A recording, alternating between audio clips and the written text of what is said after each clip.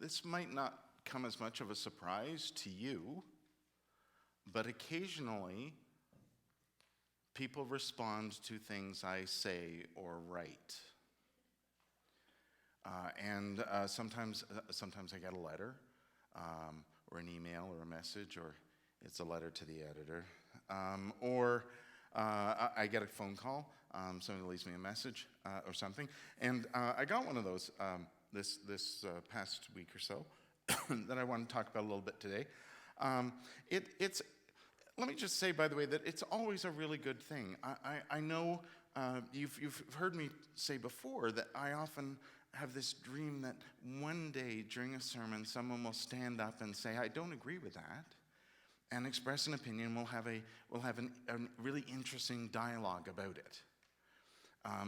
Just in case you're now thinking to yourself, "I'm going to stand up right now and stop him," let me emphasize the meaningful dialogue part. Because I think that's why it's so important for people to respond, is that we need to be able to share some dialogue about it. We need to be able to share what we think, what we believe. We need to be able to share what we hope. We need to share our understanding with others. And incidentally, we need to be open to hearing that. Let me give you a little bit of an example.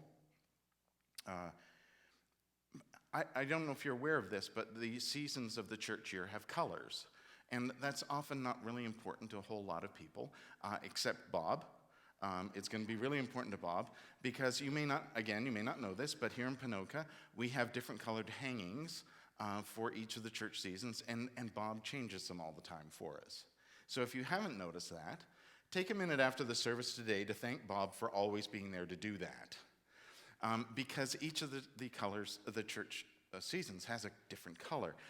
In Bashaw, we don't have a hanging that shows that, but there is a thing in the lobby on the wall that tells you what all the church seasons are and what their colors are. And the reason for that is, of course, back in the day, traditionally, having a color association with something, you knew what was happening, right? So, for example, Advent is next week.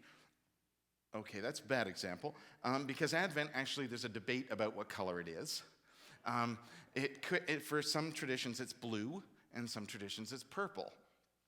And the reason for that is that the color of blue is the color of royalty and celebrates the coming of the king, whereas the color of purple is often understood by some people to not just be royal, but to be about passion. And it is, in fact, the color for Lent as well, right? Purple, leading to Holy Week. So there's a little bit of debate about that. Christmas is white, of course. There are various colors for various. It's a Saint's Day, for instance, that's red. Pentecost is also red, for fire of the Spirit, right? The longest season of the church year, which is called Ordinary Time, or the Sundays after Pentecost, is green, for example. So everything has a color. And that's, I gotta say, always been a source of some for me, because the color associated with Easter and Christmas, the colors where we celebrate our relationship directly with Jesus and with God, is white. So first of all, I understand that might be appropriate, because white has always been the color of purity and innocence. It's, God, after all, is wearing a big, long white robe, has a white beard, white hair, and sits on a cloud. I understand that, although there are now some, even as I'm saying the color is white, I have issues with that just fundamentally. But the other thing about that is that white isn't a color. It's the absence of color.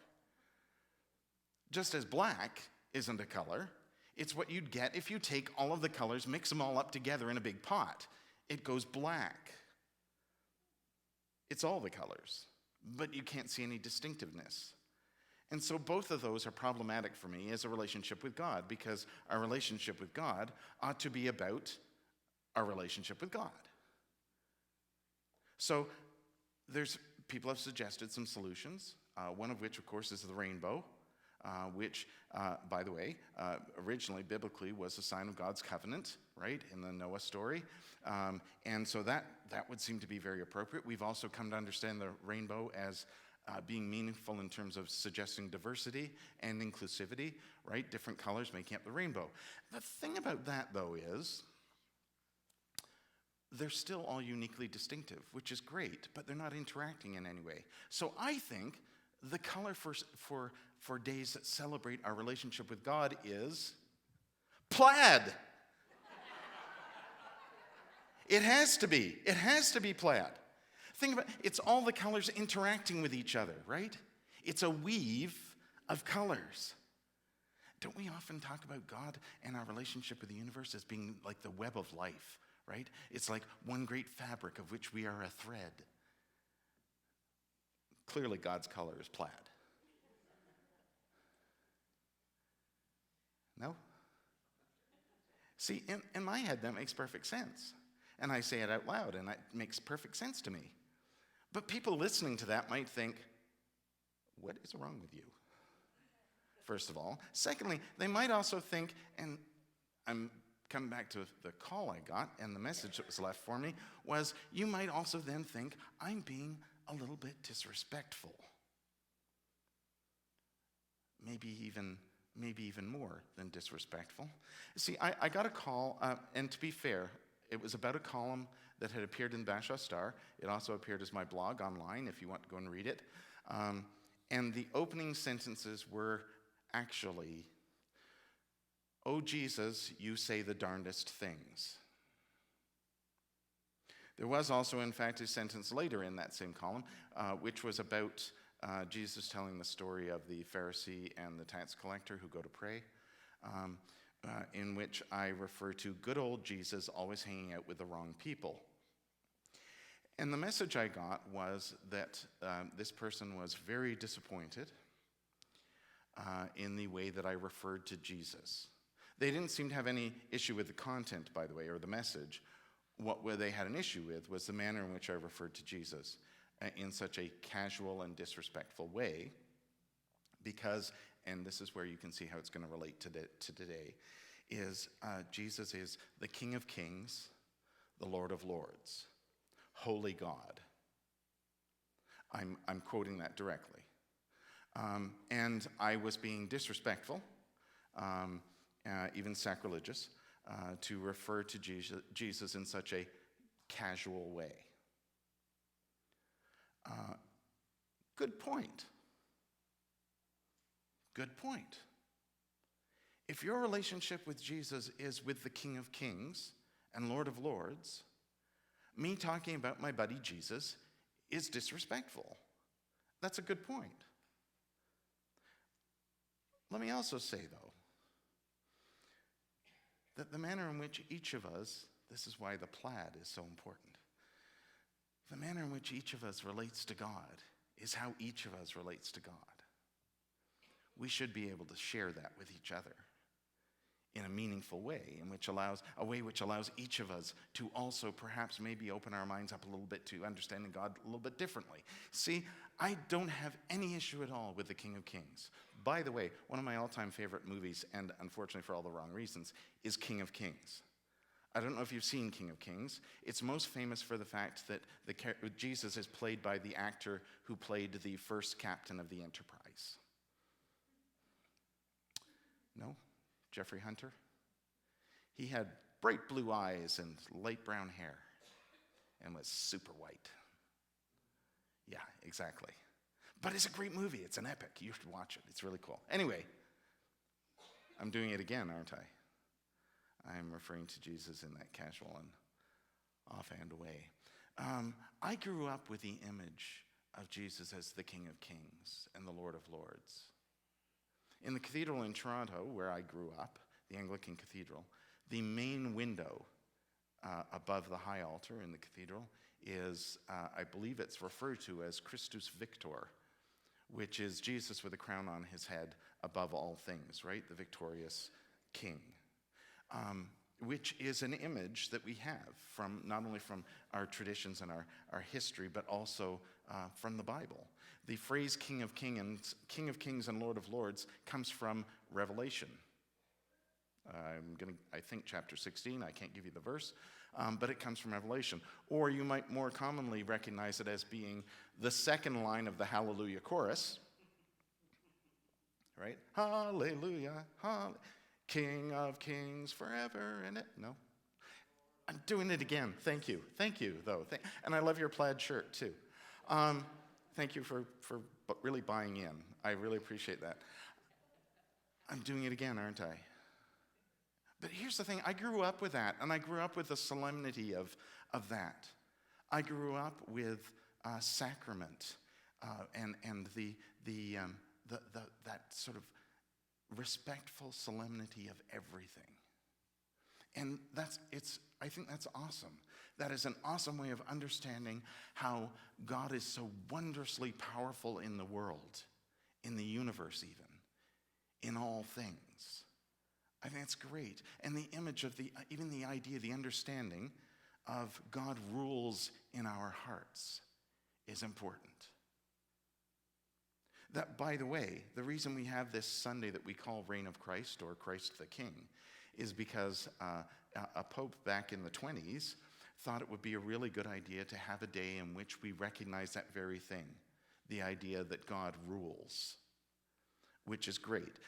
Conveniently, it was also at a time at which the Roman Catholic Church's power was waning and they were trying to exert more influence. But still, doing it again, it's an important concept. I think it's particularly an important concept if you say love rules in your heart, because that to me connects more to Jesus, but that's entirely up to you. So I grew up with that image, and I understand it, I appreciate it. It is meaningful to me. But I have also come to know the Jesus who sits in the dirt with people who are hurting. The Jesus who sits down with lepers. The Jesus who sits down and shares a meal with people who have been marginalized by others. I've also come to know the Jesus who loves you however and wherever you are. And so for me,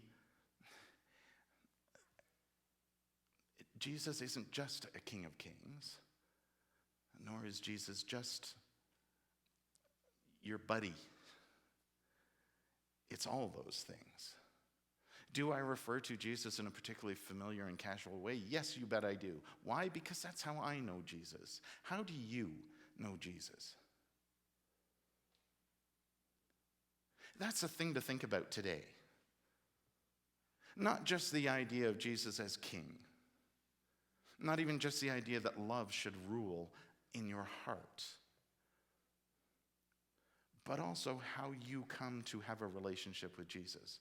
Because sometimes that relationship with Jesus, and this is particularly apt given the scripture passage we heard today, sometimes that Jesus is the one who sits on the throne and is the king. Sometimes it's the Jesus who's hanging on the cross and suffering. And sometimes that's the Jesus who's sitting across the table from you asking you how your day was. The Jesus who says, "Tell me your story."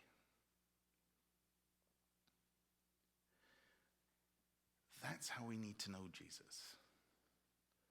The Jesus who says, "Share with me your story." Every week we share the story of Jesus. Every week we share how we understand or interpret the story of Jesus. Every week we remind ourselves of the love of Jesus and the love that should rule in the world. How often do you share your story with Jesus? Does the idea of Jesus being the King of Kings put Jesus far enough distant away from you that it's hard to connect? Does the understanding of Jesus as the person who's going to sit down on the bench next to you when you're having a hard day and say, "How's it going?" Is that hard to connect with? Is the suffering Jesus difficult to connect with? I framed each of those, by the way, as difficult to connect with, but in fact, it can be really easy to connect with the suffering Jesus. It can be really easy to connect with the broken Jesus. It can be easy, perhaps, to connect with the Jesus who would sit across the table from you and ask you how your day was when it seems like it was not great. It can also be the Jesus, too, who's going to celebrate with you. That might be the Jesus in the manger, celebrating the birth of Jesus. Jesus, the King of Kings, the Lord of Lords, might be a way to connect with the Jesus who is in all things, because love is in all things. The Jesus who's in each of us. See, it's about not just how we perceive Jesus out there, it's the Jesus that's in here. How do you connect with Jesus? How do you tell your story to Jesus?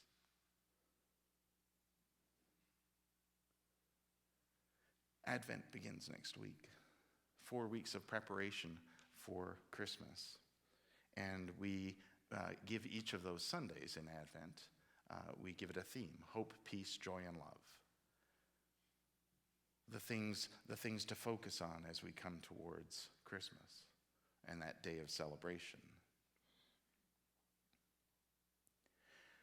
How do you share hope with Jesus, or peace with Jesus, or joy with Jesus, or love with Jesus? As we enter that season of Advent and we're wondering about those things and we're preparing for Christmas, those are the questions to ask, but you can't ask them unless you first ask yourself, how am I coming to Jesus? How am I coming to the King of Kings, the Jesus on the cross, the Jesus who sits down in the dirt and listens to my story?